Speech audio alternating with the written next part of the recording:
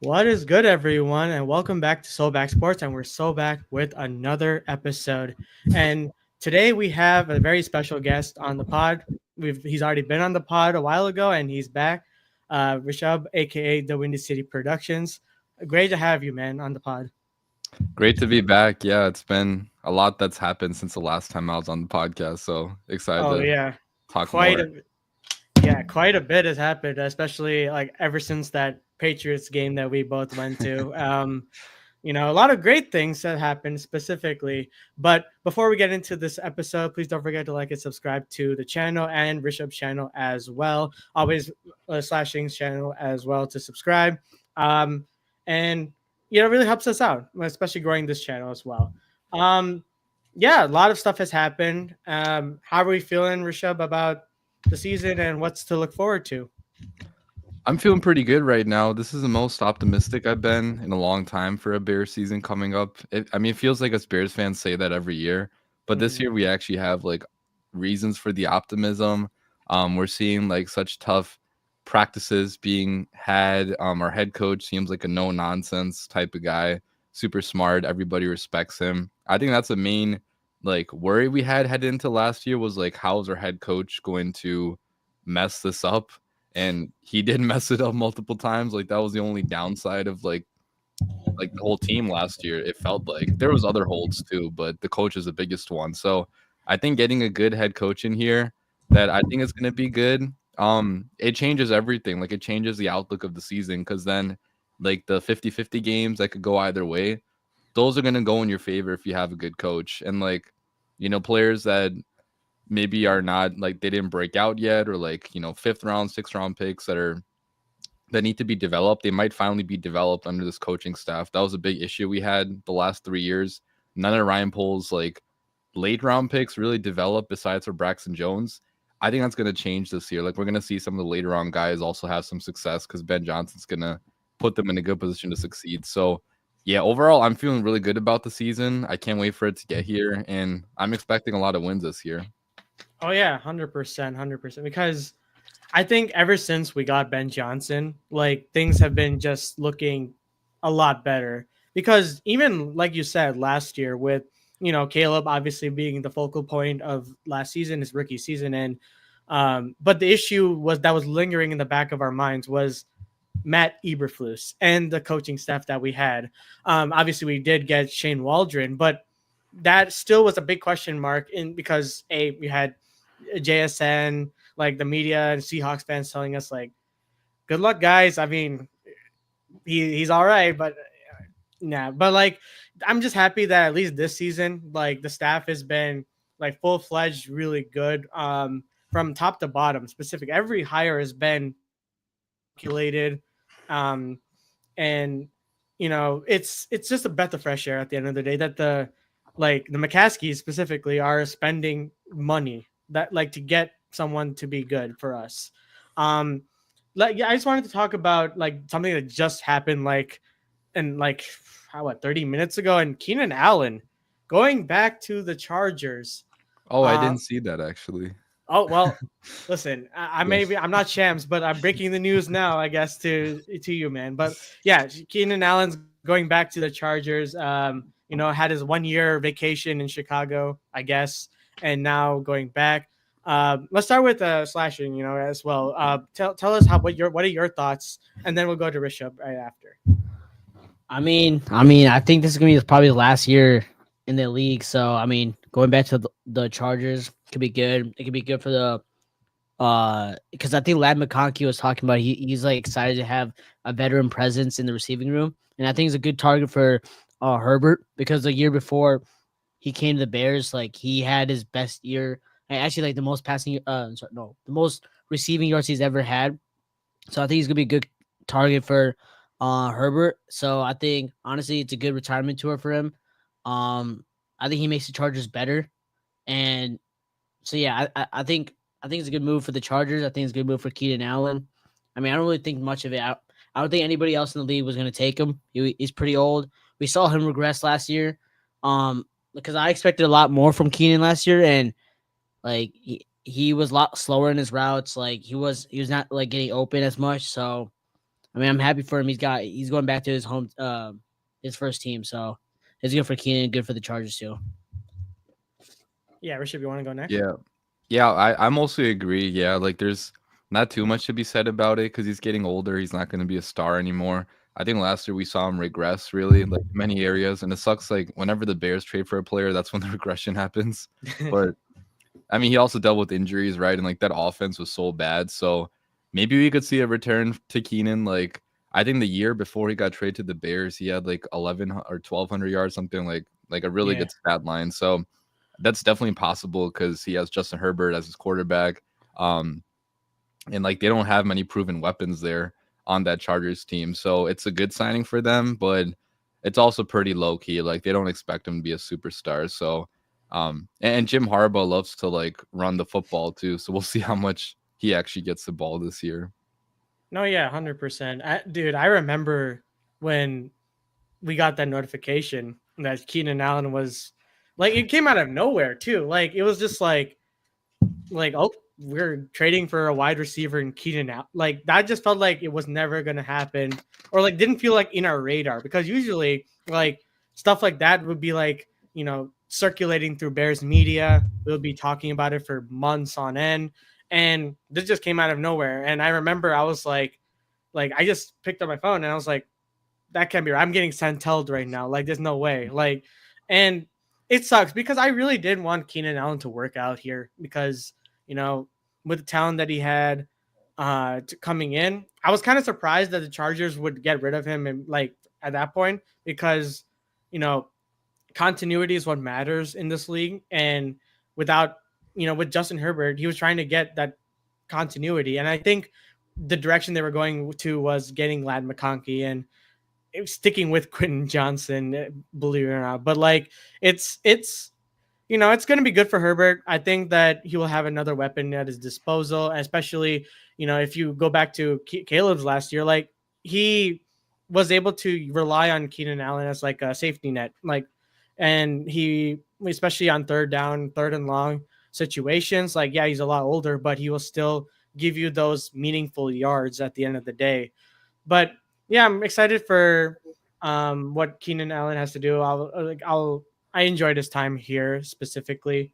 Well, I think that move, like low key, I just think the move is really good because the Chargers like receiving core is really young and like having a good like we see a lot of NBA teams like not trying to bring the NBA into this, but like we see a lot of NBA teams getting these like older players for like a locker room presence, and so I don't think like he's gonna impact the stat sheet as much. Maybe he'll get like 600 yards, but like I still think that the Chargers still believe in Quentin Johnston from TCU. I mean, he was a pretty good receiver. I don't think he should have went over like Addison and like I don't know who else he went over. Who's the other one? Yeah, like yeah, I know. I remember those three receivers that went. It was Jason, Johnston, Addison. I forgot the last one, but anyways, like I just think that it's a good move because a lot of the times last year the Chargers receivers, other than Lad McConkey, would be like dropping, not running their routes correctly. I think Keenan Allen, he's really good route runner like during his time. So I feel like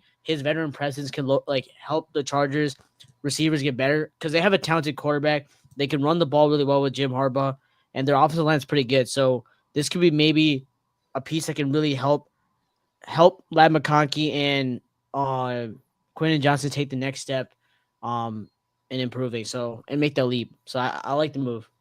It's kind of crazy the Bears like lost that trade because like when we made that trade, the 4th round pick, it seemed like we were gonna win that trade. It seemed like a steal, but we basically gave them a 4th round pick for free for a rental. But like I feel like going back, every Bears fan still would have made that trade though, because we didn't know we were gonna get Rome Odunze in the draft. So like looking back, maybe it didn't work out, but those are the types of trades are like it's kind of hard to forecast like him regressing and him getting injured. So I was still a fan of the move being made. No, yeah, 100%. I think at any point it's like hindsight 2020, and it's like, yeah, I mean, it kind of helped a little bit because Caleb was still able to have that season that he did. Yeah, statistically with Keenan Allen, like he made, because you had to also keep in mind that the team itself had too many cooks in the kitchen when it comes to wide receiver. Like everyone had to be fed, and it's just that that's kind of the territory Keenan Allen had to go through when he decided to come to Chicago. And, you know, I'm still going to be, you know, rooting for Keenan. Like, you know, once a Bear, it's like kind of hard to, I mean, depending on the player, but like, he was when it good. depends. Like, he was good as a wide receiver 3. I mean, like he was fine for us. Like he was reliable. I mean, I still like I agree with Rishab. Like I do agree. Like I would have made that move again because I mean we had a rookie quarterback coming in. You want like veteran players around him because you see a lot of teams be doing that. Like they want veteran players around young up and coming stars, right? And Caleb. I mean, if you look at it, like obviously Keenan didn't have the best season, but most of the targets like in the red zone went to Keenan Allen most of the time. Like I remember that the Lions game, like he would target Keenan Allen a lot. He was a really reliable target. He wasn't the fastest receiver. I don't think he ever was the fastest receiver, even in his prime. But I still think like it was. I mean, obviously we lost the trade because he's not on the team anymore, and we won 5 games that year. But if we really think about it, I think there's an argument to be made. We kind of did win a little bit in that trade because, I mean, I feel like Caleb had a pretty good season, and Keenan was still like a big factor into that. So, I mean, I wouldn't say it's a horrible trade. It sucks that Keenan had to deal. It's so funny that, or kind of sad actually, that as soon as Keenan had to like deal with this nonsense coming here, and then as soon as he like gets like, you know, discarded essentially, like that's when we bring in Ben Johnson, bring in all this great staff to kind of support the team, and Keenan's probably there like, dog, what? Like I have to deal with Flus and you get to deal with Ben Johnson? Like, come on, man, that's bullshit. Like, I mean, he gets Harbaugh now. He I mean, gets yeah. Harbaugh. I mean, listen. Harbaugh, he would take Harbaugh over, who was it, Brandon Staley, like any day of the week. But Yeah, for you sure. know, it does suck, but he's going to still a great situation still, and he a very familiar territory. But enough about Keenan Allen. You know, it's kind of over now at this point. But let's move on to another player before we get into Bears talk, because he does kind of have a little bit of relevance to Chicago Bears in a sense. Micah Parsons, because we're getting some rumblings within Dallas or Arlington, Texas about him not being happy about the whole contract situation, specifically with Jerry Jones and the whole thing falling apart. And potentially, you know, not potentially, he did request a trade. So, Rishab, let's go with you about. Take me through your reaction to, you know, the potential that he could be on the move, and do you think the Bears have a good shot at making a deal for him? Yeah, usually when these types of things happen, I just feel like they're gonna get extended. But this one seems different. Like everything from the beginning, like with Jerry Jones taking public shots at him to the media, which is like beyond stupid. Like you just gotta shut your mouth and negotiate. So like that was really stupid. Micah Parsons is like not even talking with Jerry Jones at all right now. Everything just reminds me so much of Khalil Mack dealing with John Gruden back in the day.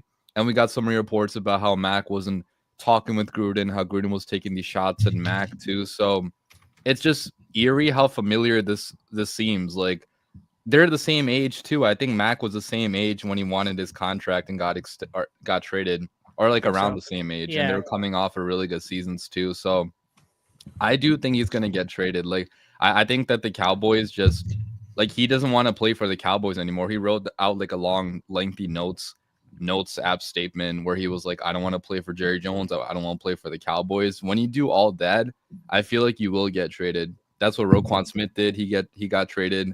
Like, so I think they're like at the point of no return at this point. So I do think he'll get traded. Now, as for the Bears trading for him, I'm not too sure because Ryan Poles so far has not gone in with like these types of ultra aggressive moves just yet, but at the same time, we never had a Ben Johnson before. Like, and he's made so many aggressive moves this offseason. So there's a potential it could happen. Like the Bears have enough draft capital. They have the money to pay for him. Like next year, they could put a lot of money into next year and future years. I don't think it's about the money or the draft capital. It's just about if Ryan Poles wants to go all in on Caleb Williams and Ben Johnson. Because if you don't have a first round pick next year and Caleb flops, like you're done. You're going to be fired. And the Bears have no hope of being good for like a long time then. So it's risky, but I think all of us agree that Caleb is going to be good. So if that's the case, I'd 100% be okay with trading like a first round pick, maybe 2 first round picks, getting a second back, something like that. Maybe very similar to the Mac trade.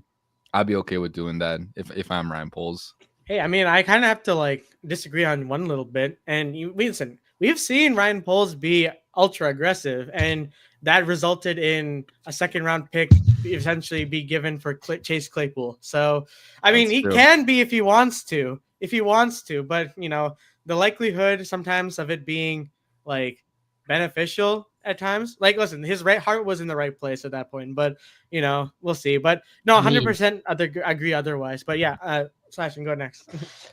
I mean, in my opinion, that Chase Claypool trade made zero sense because, and now looking back, it made zero sense because we're supposed to okay, when he traded Robert Quinn and he traded who else? Roquan, right?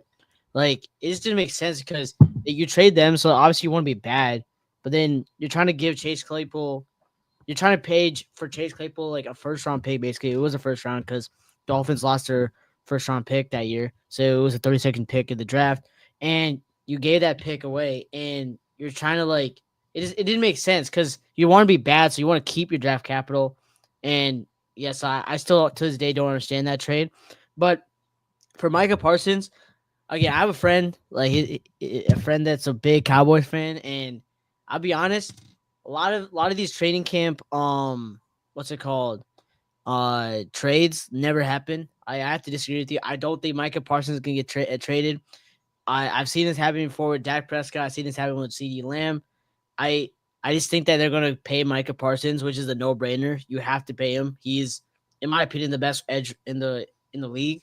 And I just don't think like the Cowboy. I think like Jerry's going to wait till the last day and he's going to pay him like $45 million, and then it's going to be water under the bridge. I still think that the Cowboys will probably do it because they did that for Dak, and because I thought last year for Dak Prescott that they were going to have a prove-it year for him, but then they ended up paying him literally 2 hours before the game. So Right. I think Jerry just wants the attention, and he's nothing. No one's bigger than Jerry in Dallas. So no matter how good you are. So I don't think he's gonna get traded. But for the Bears, I wouldn't do it because here's the thing. I think Caleb's good already. Like people I already said my top 10. I think he's like a top 15, top 10 quarterback. I think though, but I don't know. That's just me. I think he's good already. But if you make that move and the Bears somehow flop this season, like you said, it's gonna be bad because you're not gonna have a first round pick. So that's really, really bad. But I'll be honest, I think the Bears should make a move. I don't know if it's gonna be Parsons, but if maybe Trey Hendrickson, I would maybe do because maybe you get it for cheaper because he's honestly he's older and he'd probably be like a rental. So maybe you trade for Trey, if the Bears are having a really good season before the trade deadline. But I just don't think that giving up 2 first round picks because it's gonna cost 2 firsts to get Micah. I wouldn't give that up when you have a young quarterback and a relatively young team. And I know Parsons is really young, but I just think that I don't know. It's really hard because again, I think Parsons could definitely help our team too because. I mean, he's generational. He's a generational linebacker who could play edge. He can also play the linebacker position really, really well. And with Dennis Allen and also with Montez Sweat too, that defense line would be good. But you get I feel like Ryan Poles has to be sure this is his roster. This has a chance to go to a Super Bowl. You have to be sold on that to make this move, in my opinion. I don't know. I think I get your not pessimism, your skepticism on the whole thing when it comes to trading for Parsons, but especially with a system where you have Montez Sweat on one side and Micah Parsons on the other, and Micah Parsons, let's go take for instance, we're comparing Trey Hendrickson and Micah Parsons, right? They're available, right? Would you rather have the player that's above 30? And, he did have a really good season, back-to-back, 17 sack seasons. Not saying that it's a bad thing. But the thing is, he's going to be demanding a lot more. And since TJ Watt got paid on the Steelers that money for, not really having that great of a season, the market value for him is still going to be insane. And his agent is not going to allow anything lower than what TJ Watt pretty much got. Whereas Micah Parsons, yes, he's going to ask for the relatively same amount of money, but you have age on his side, meaning that you also have, a younger version of an edge rusher who can fit that system really well. Because who knows if Trey Hendrickson can fit a system where he's not the main focal point edge rusher, because that's how he was able to get, to the quarterback on the Bengals, because the Bengals really just had to rely on Trey Hendrickson to do most of their defensive work. So that's just me. But my thing is, like, you have to be sold on, like, if you make that trade, you have to be sold on, okay, this is it. Like, we're going for the Super Bowl. And it's really hard to, like, say that when the team last year had 5-12. Like, I mean, I feel like it's okay. Like, my opinion, like, the teams that should be making these moves are like the Bills, the Ravens, like teams that are like close. Like, they're right there to make the Super Bowl. Right now, year two, like, whether we like it or not, it's a proven year for Caleb Williams. Like it's like another development year, right? What would be but so actually that would actually tie in with this question. What would be the most you would actually give up for Parsons? Like a first and like a first, a third, and like probably a good player. Like, I don't know, like I don't even know who would I give up. Like maybe Dio Dangbo. Like again, my thing is, like, the problem is it's just not realistic because the Cowboys are gonna ask for like so much. They're gonna ask for like, no, they're like, it's. Well, would you do the Mac trade? Would you give up the same thing we gave up for Khalil Mack? So those 2 first rounds, we got a second back, and I think that was like the trade. Okay, my thing with that trade is like the reason why I didn't, like, I don't know. I was like, obviously back then I wasn't a Bears fan. Like, I didn't really watch football back then, so I didn't know like how good the team was. Like, I guess when we got him, like, we went like what 12-5. The thing is, I don't know, like 12-4. Wait, 12-4, right? Wait. Before I ask that, was Mitch like really, really good that year? Like before? Good is a strong word. Like, I would say he was decent. He was serviceable. He won games for us, but he wasn't. True. He wasn't the reason why we were winning games. Mm-hmm. I don't know. In my opinion, I'll give like a first and a third. Like first, a third, and like cash considerations. No, like I would give them, like, you obviously have to like match salaries. So like I don't know how the salaries would work, but like you would have to like match salaries. They'll probably ask for someone really good, because I mean Dallas doesn't want to suck next year, like, because they have like the thing with Dallas is kind of weird is like they have the highest paid quarterback and then they have the second highest paid receiver. Like, they're not trying to rebuild. And I think the third or fourth highest paid offensive tackle too. Yeah, like I just don't see the Dallas like trading. Like, I just don't see it. Like, it's just so hard. Like, I don't see them trading a guy who's 25 years old who can impact games with their defense. The team I think that should trade for him is the Bills. I think the Bills should trade for him because every year in the playoffs when they play the Chiefs, their defense gives up 30 points a year every game, except for the one again when they played in Buffalo. Like, they give 30 points every year. I think the Bills should definitely go for him because he can definitely like help their defense, I think. So I don't know. I think teams that are close to winning the Super Bowl should take him. I think we have a relatively young roster. I'm not saying Parsons is old, but it's just I wouldn't give up so much to like for a guy like and Parsons obviously wants to win too. Like, I don't know if we're there yet. Well, I think if we get Micah Parsons, like, this may be a meatball take, but I genuinely think we could be a Super Bowl level team, which, obviously coming from 5 wins, that sounds stupid, but this team was right there, right? Like, we almost beat the team that went to the NFC Championship game, if not for a Hail Mary. Like, this team was really decent at the beginning of the season before it all fell apart. I think it fell apart due to bad coaching. And pass rusher is the one area where we don't have a superstar. I think if we had a superstar like Micah Parsons, like, we could definitely win like 11, 12 games. But as you mentioned, it's super risky. Like, if it doesn't work out, we're kind of screwed. And yeah, I mean, he's probably not getting traded. Like, I don't know. Like, it's kind of hard to say like these things, but I just think like Jerry hasn't like publicly called out like Dak or like CD, right? Or maybe he did. Maybe I just don't remember. But I feel like it's more personal with Micah Parsons, so that's why I thought he's getting traded. But we'll see what happens. I mean, Jerry just does like. I feel like he's just doing this for attention. I don't know, just for the media to like. That's the like, classic Jerry. I mean, I just like it's so hard. It just I've seen the guy pay Dak literally like 2 hours before the kickoff. Not the even NFL like season. 30 minutes before kickoff, Like, dude. I remember it was like he always caves in. Like, I just think that he's always gonna cave in, and he's gonna always pay the guy. He doesn't care what the market is. He'll pay them the highest paid. And just like I don't see him like getting traded. Now, if the Cowboys season sucks next year and like maybe if he like sits out games, like maybe I can see him getting traded. But I saw a comment saying that he has no leverage, like the Cowboys. I mean, they technically do have the leverage because he has, I think, 2 more years. Wait, a year?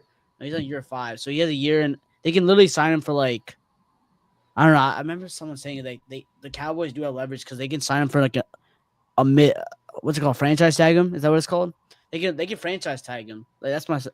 They can low key franchise tag him, so they do kind of have leverage. So I don't know.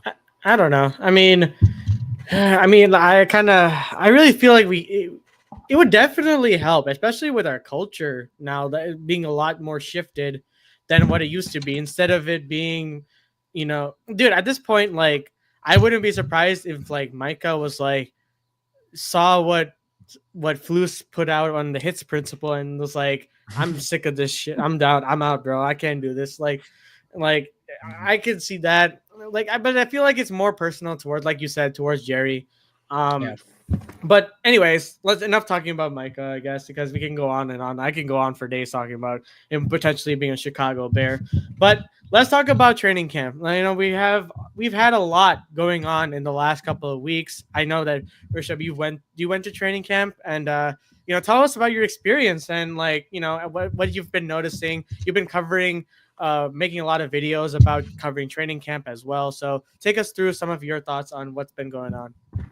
Yeah, so I went to training camp a week ago last Tuesday, and it was a really fun experience. I'd say it's a lot more fun than the Flus practices. I went to all the Flus years too, and they never practice in front of the fans. Like that was one of the main like criticisms I had. Like you just couldn't see things half the time. So like Ben Johnson actually practiced in front of the fans. They made it a lot more fun for the fans. Like there was a lot more exciting, plays going on, like more interaction with the fan base. They ran some trick plays too. DJ Moore's taking the ball in the backfield. Like there's a lot of like unique things that we haven't seen in previous training camps. So it was a fun time for sure. Obviously they're super strict about the no video taking policy, but that was enforced. That was enforced after I went to practice. Like they weren't enforcing it for me, so I got lucky. But my friend Nick from Just Another Year Chicago, like he got banned from Hallis Hall for a little bit for taking video. But yeah, regardless, like it's been a fun training camp. Like I think we've really seen who Ben Johnson is. Like he's not just some football nerd. He's actually a guy that wants to play smash mouth, like hard-nosed football.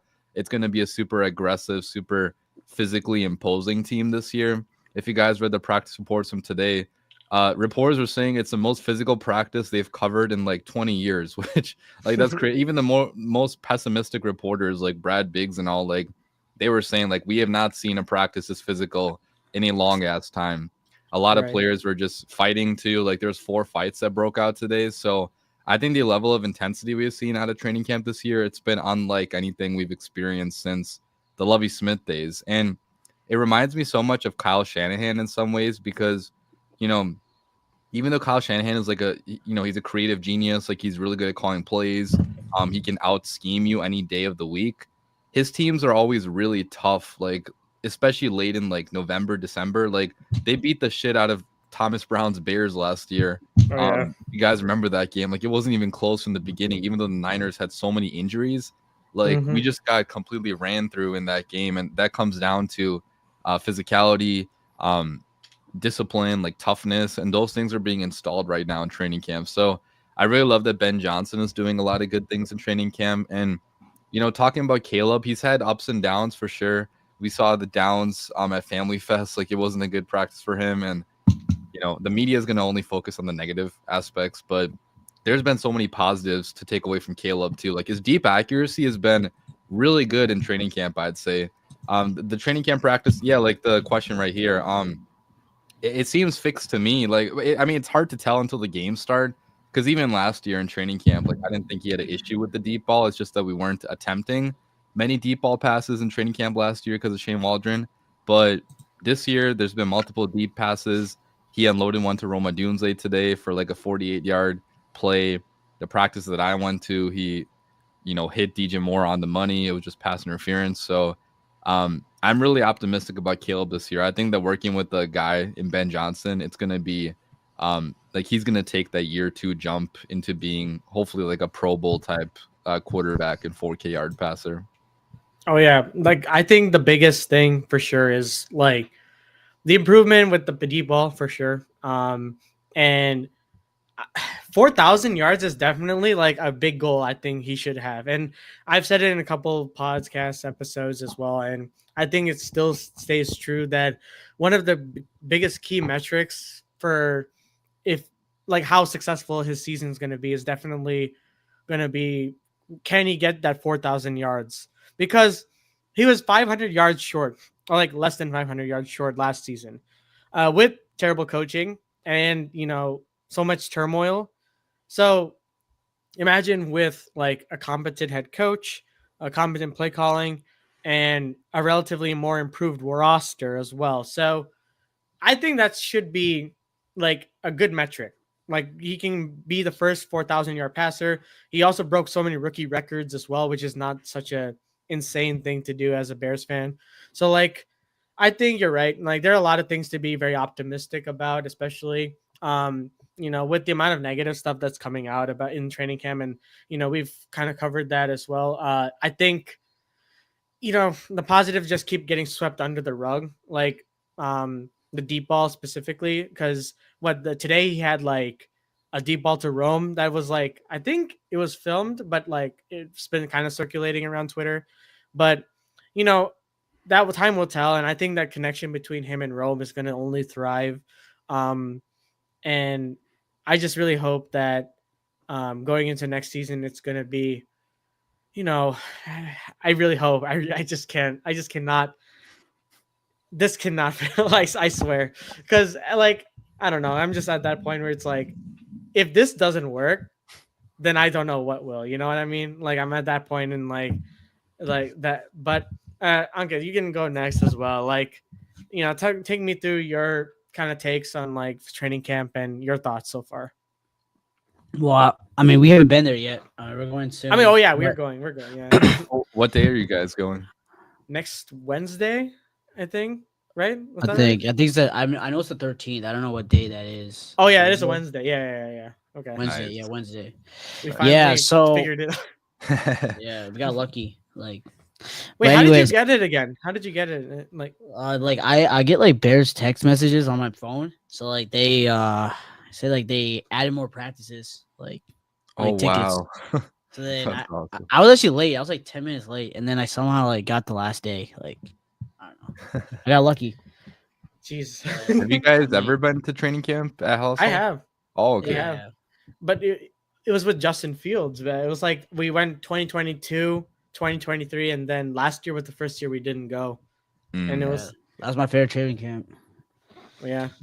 Yeah, but anyways, yeah, I think I saw some clips. Like, I have a problem with it actually. Like, I think the media and like people take too much to like what training camp is. Like, I feel like it's a practice. Like we don't see. Like I keep bringing the NBA into this, but like in NBA training camp, like we never like criticize like how like the players do in shoot arounds or like in drills. But I feel like in the NFL, like we just get bored a lot, and then we're just like commenting on like not even preseason football, but like drills. Like I remember like there was a drill where Caleb Williams like missed like 4 like like the square like the targets. Like he missed and he got frustrated and they're like covering about that. It's like I mean like if we're gonna criticize that, then like I don't know. In my opinion, I feel like we take too much to like what training camp is, because at the end of the day it's a practice. So I don't really care that much if he's like struggling in practice, because I'd rather have him struggle now with a new system than struggle during a game that like actually means something. So yeah, but I think he's improving. I think his deep ball, I saw that deep ball to Roman Dunze. It looks really nice. So yeah, I think Ben Johnson again is putting a really good training camp. I'm excited to go. Obviously, I want to see how it is. We didn't get to go last year, but yeah, I think it's gonna be a good season. I think the offense can be a lot better because we saw what he can do with the Lions, and I think Caleb is a lot more talented than Jared Goff is, and I think there's going to be a lot new, different plays that we didn't see in the Lions that Ben Johnson is going to install with Caleb Williams because I think they're different quarterbacks. So, yeah, I'm excited. I'm excited for the offense, man. I really am. I think something that I've not heard about is the defense. In training camp, do you have anything about the defense? Like, do you think the defense has improved? Oh yeah, without a doubt. Like, yeah, I mean, for the majority of camp, like it seems like the defense has been winning the day. Last week we had some days where the offense was winning the day, but I think in terms of our defense, the secondary is really standing out. Like almost everybody in the secondary, even our backups, because we don't have Jalen Johnson right now. But I want to point out Nashawn Wright. He's been stepping up big time. Like he could actually win the CB2 job on the Bears this year because he's been making like big time play after big time play. He's had multiple interceptions. Our defensive backs coach Al Harris, he coached him in Dallas for 3 years, or I think 2 years before he went to the Vikings, and then he came back with Al Harris to the Chicago Bears. So I think that familiarity might buy him some goodwill from the coaching staff in terms of like playing time. And yeah, I mean, it seems like everybody is super physical out there. I hadn't heard too much about like Dio Odengbo until recently. I think he had a sack on Sunday in the Family Fest, but Montez Sweat has been doing really good. He's been getting a lot of pressure on the quarterback. Noah Sewell is doing really good. Like he had a good practice today, and he's taking over for Jack Sanborn, so that could be an important guy to watch out for. Because we had Jack Sanborn doing that role, and I still kind of wish we kept Sanborn, but it is what it is. Like Sewell's doing pretty well. So yeah, I mean Dennis Allen is really like I think he's an upgrade over Eberflus, even from a defensive coordinator standpoint, because he's had a more longer established track record of success. He's had multiple top 10 defenses. He's beat Tom Brady so many times. Like he's had success against elite quarterbacks. So the defense I think is in good hands. Only question mark I have is the other pass rusher spot opposite side of Montez Sweat. Besides for that, I think we have the whole defense figured out. And Tremaine Edmonds, hopefully he can take a step up again. Last year was kind of a down year, but I think it's going to be a maybe top 12 defense this year. You think? Have you heard anything about Jaquan Brisker? Because he came back from an injury. Like, have you heard anything about him? Like, I saw he got the interception, right? I think he got one. Yeah, I think he got a pick at practice that I went to. Like, he was looking pretty good out there. He's super like hyper too. Like, he's always talking trash. Like, always like he's the villain of the Chicago Bears team, honestly. And I like it because like every team needs a villain. Like every time we play against the Vikings, he's always doing like the skull chant in front of them, and like he's always the one to talk trash. And hopefully he can stay healthy. But if he can stay healthy, I think he's going to be a good player for the Bears. And he also recognizes this is a contract year for him. So if he doesn't stay healthy, like he's not going to get extended.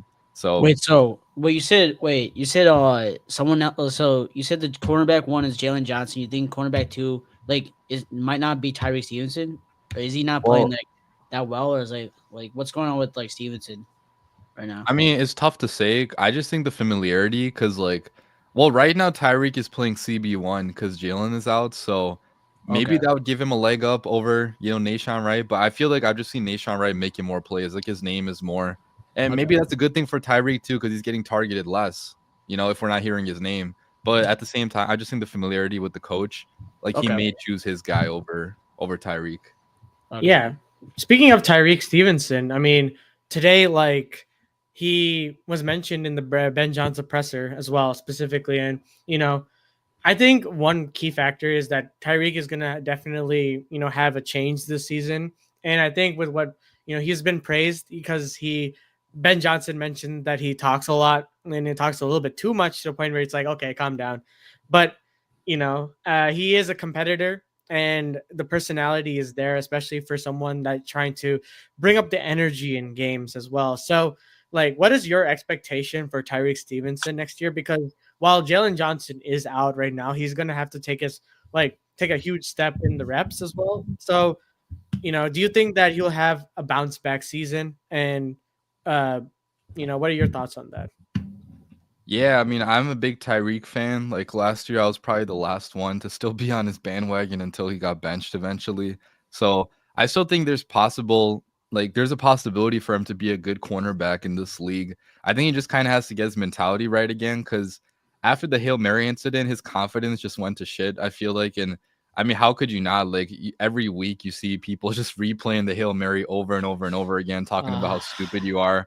Like, especially at the cornerback spot, that's a position where you need confidence. And I think he lost all of his confidence last year and lost like kind of his swagger too, that like actually made him a good football player. So I think playing in this scheme in which Dennis Allen, like he plays his cornerbacks more like closer to the line of scrimmage, like they get to the chance to be more aggressive. That's really going to benefit Tyreek because he's the like aggressive type of cornerback. He's not a guy that's going to sit back in zone and just like be smart back there. I mean, hopefully he can be smarter in the future, but like he's more of like the attack with like man coverage and like, you know, like try to make a play on the ball type of guy. And so if Dennis Allen uses him like that, like he could have a bounce back season. At the very least, I want to see him be a starter for the entire year. And you know, hopefully not be the worst graded cornerback in football. Like last year, according to PFF, he was like the worst graded or like bottom 5 graded cornerback in football. So that's crazy. Yeah. If he's even average this year and can make some plays on the ball, like you guys saw, like 2023, he had so many games with interceptions. Last game against the Packers, he made so many big time plays. I just want to see him like making those plays again and keep his starting spot on the Bears. Like, and he also can't have any like mental issues where he's getting penalties or not paying attention, waving to the crowd. Like that cannot happen at all. If that happens again, he should be benched for like the rest of the season because like at this point he doesn't have very many chances left. But I'm hoping for big things out of him because he has so much talent in him still. Yeah, I remember that Browns game as well. Like the one thing that like for Tyreek Stevenson that like if you say his name and the first thing that comes to mind was that one diving catch in the end zone against Cleveland away where he like intercepted. That was an insane interception in the first place because he was nowhere near like where the ball was being placed by Joe Flacco, and he just like out of nowhere gets intercepts the ball and takes it. And I'm like, dude, this guy's gonna be a stud, especially in one more year, you know, that or like the following year. But you know, the whole incident of like, you know, being a little bit too cocky and you know, being full of himself when he was waving to the crowd and stuff like that. That also is kind of onus on the culture of the Bears organization, and you know, taking like no accountability and the whole seriousness of each play, each down, because when it comes to it, at the end of the day, football is a game of inches, and things like a penalty or things like a lack of, you know, awareness when it comes to being on the line of scrimmage, being offsides, that will change momentum and that will decide games at some points. And I think, you know, with the attention to detail, going back to the culture aspect of, you know, Ben Johnson trying to instill, you know, and trying to reteach the players on this team, like, hey, if we want to win games, we have to make sure that the details are there. I remember Flus trying to say that it all goes back to the execution. It all goes back to details when we clearly did not see any of that on the field. Whereas this year in practice, we're still seeing that from the get-go. We're seeing that. And that gives, I guess, hope for Bears fans. It should be optimistic that, hey, going forward, that this is going to be something different. We're going to be taking this seriously and whatnot. And that's what I really hope for. And going back to the fights as well, because, you know, the intensity brought up, especially moving the practices to midday when it's like peak heat outside and everyone's like really very aggressive and like it's padded. So everyone's hitting each other really hard. So like, what are your thoughts on, you know, the moves that Ben has been making when it comes to installing that intensity? Because I think, or like, what are your thoughts on that and how that will affect going into this season? Yeah, he's been doing a really good job of it. Like you can tell every practice is practice at 100% intensity. Like players are not taking reps off. If you don't know what to do, you're going to be taken off the field. Like we've seen that happen a couple times. Caleb got taken off the field during his first week. Luther Burden got chewed out. I mean, he really holds everybody accountable. He doesn't care who it is, if it's a starting quarterback or third string receiver. Like he will keep you accountable. And yeah, the intensity is going to help when the games actually start because like the game should be easier then. Like if you're practicing at this intensity, I think that's something like Bill Belichick used to say, or like some like really good coach, like they always used to be like, if practice is so hard, it should make the games easy. And that's what I'm hoping will happen for the Chicago Bears. You know, like I hope they're just throwing everything at Caleb. Like that's why he's struggling sometimes. And even on Sunday at the Family Fest, like they were saying that Dennis Allen threw so many blitz packages Caleb's way. Like they weren't taking it easy on him whatsoever. They're throwing everything at him, which that's going to benefit him when the games start. Because week 1, Monday Night Football, like Brian Flores is going to blitz the shit out of him, you know, in that game. And he's going to have to be ready for all those blitzes, all those exotic looks that he's going to get. So huge fan of what Ben Johnson is doing. I think he's already proven that he's going to be a good head coach because he's like installing all the habits that the Bears are going to need in the regular season. And, you know, another thing, like they're practicing situational football too a lot more than I saw them do under Eberflus, which is going to help, you know, prevent situations like what we saw on Thanksgiving last year, where you don't call a timeout with like 30 seconds left. Like, I don't think that would ever happen under a head coach like Ben Johnson. So, yeah, I'm a big fan of what he's doing right now. 100%. Like, it just feels so different now, especially like, you know, hearing all this stuff come out in training camp. And, you know, from the get-go, you got to remember, like, Ben Johnson's first press conference felt like night and day from what Flus had. And it's kind of crazy how, like, you know, McCaskey's finally realized that, hey, if you pay an actual good head coach instead of like a third, fourth, fifth option, he could be potentially way better than what you have. Like, it's insane theory, you know. But I really enjoy that, and I think that it's just such a breath of fresh air at the end of the day, and it's just, you know, and then going to like the picks as well, like, you know, Colston Loveland, a big topic when it comes to the training camp. And, you know, today with Cole Kmet being out due to injury potentially, we're kind of monitoring that as well. There's actually an update on that. Adam Hogue just tweeted it's not going to be a serious injury. Like, oh, thank God. Yeah, good news, it says. So. Oh, perfect. Yeah. Okay, then the 2 tight end sets is going to be still living on right now. So we love to hear that.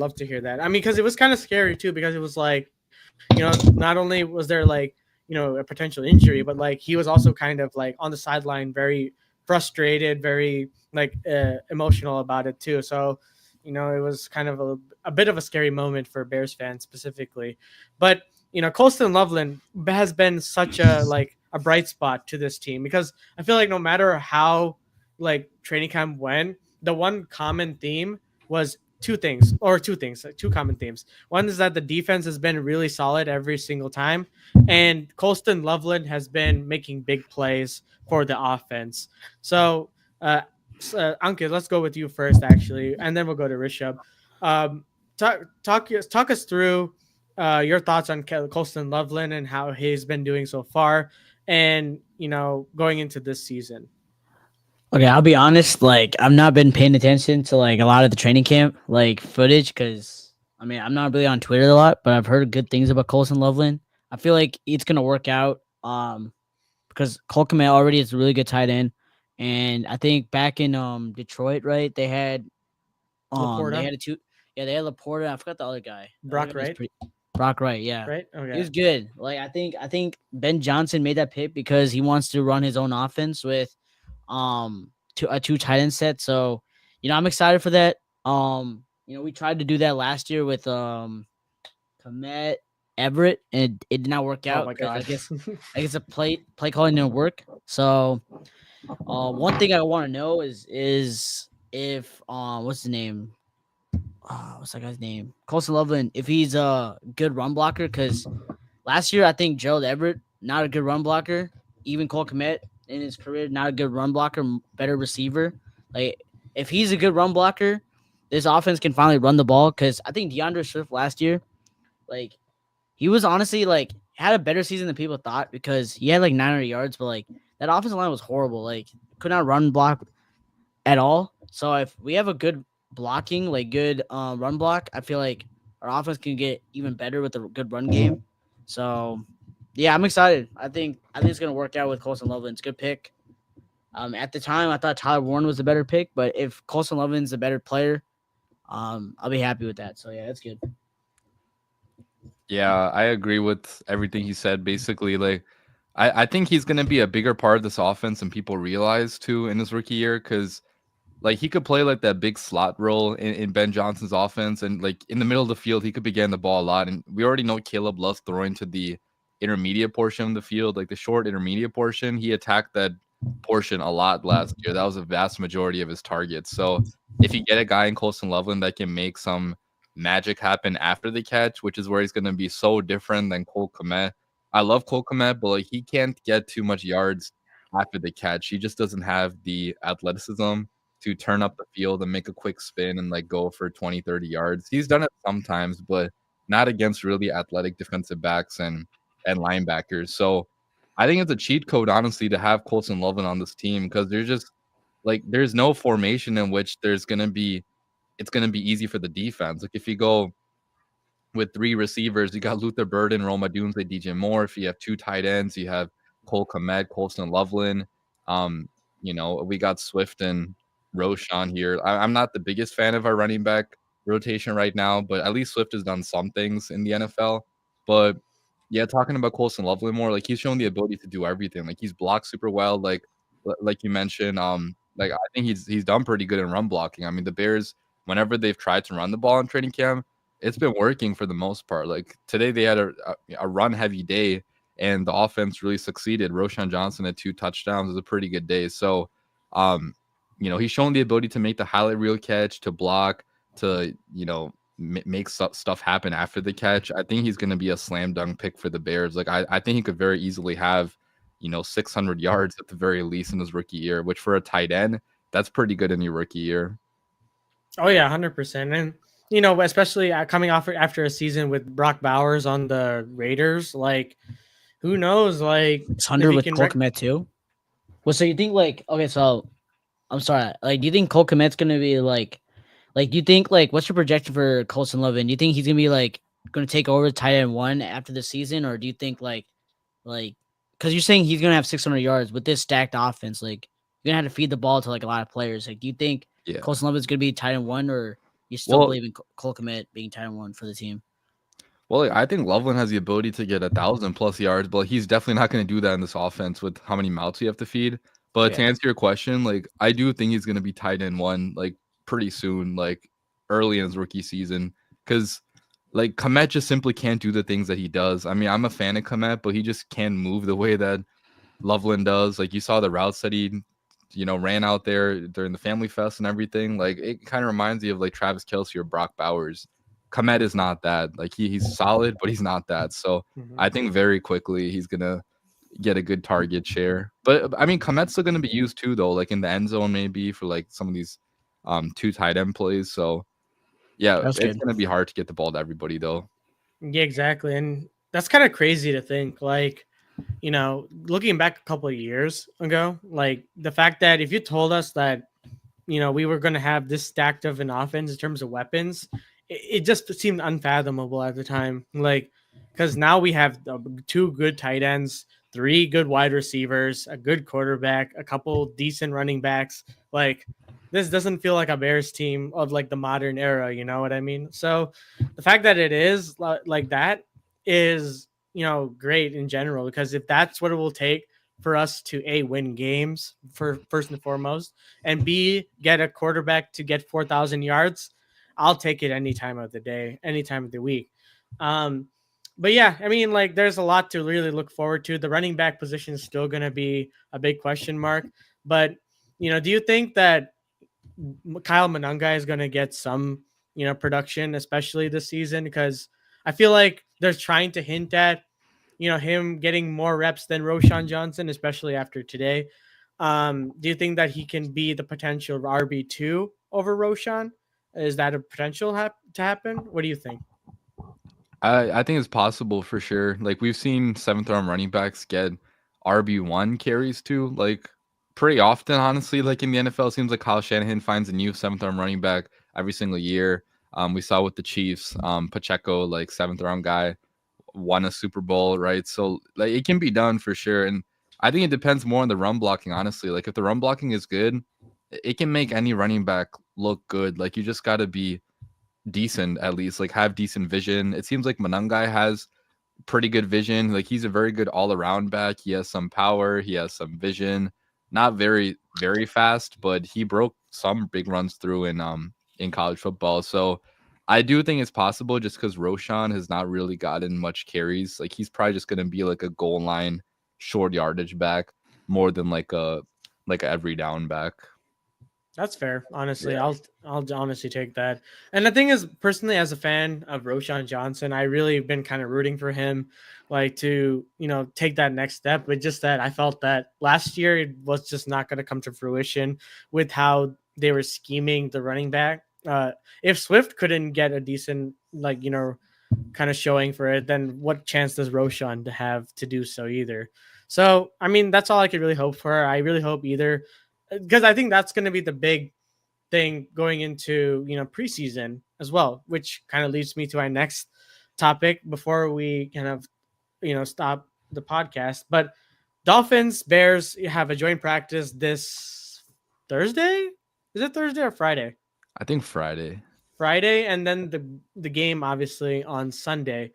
So, what are your expectations for the game specifically? Do you think that we're going to see how much are we going to see Caleb? Do you think, or prediction wise?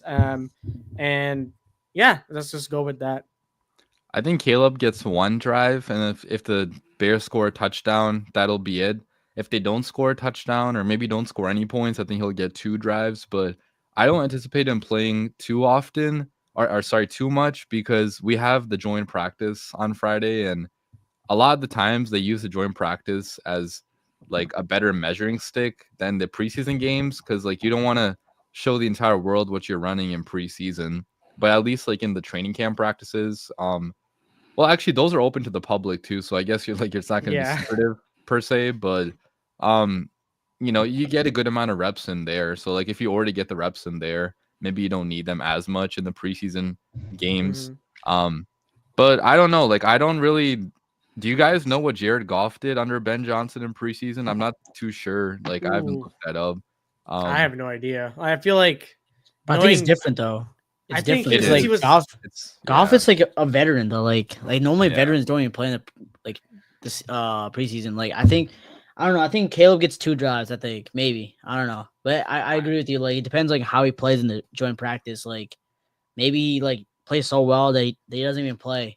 Maybe I don't know. Maybe I think like for sure he plays 1 drive. Like for sure, like just for like the fans like who are like purchasing tickets. Like maybe they play like 1 drive and like hopefully it's not 3 and out. But I mean, yeah, I hope he plays a drive because I'm gonna watch it. So I want to see the team.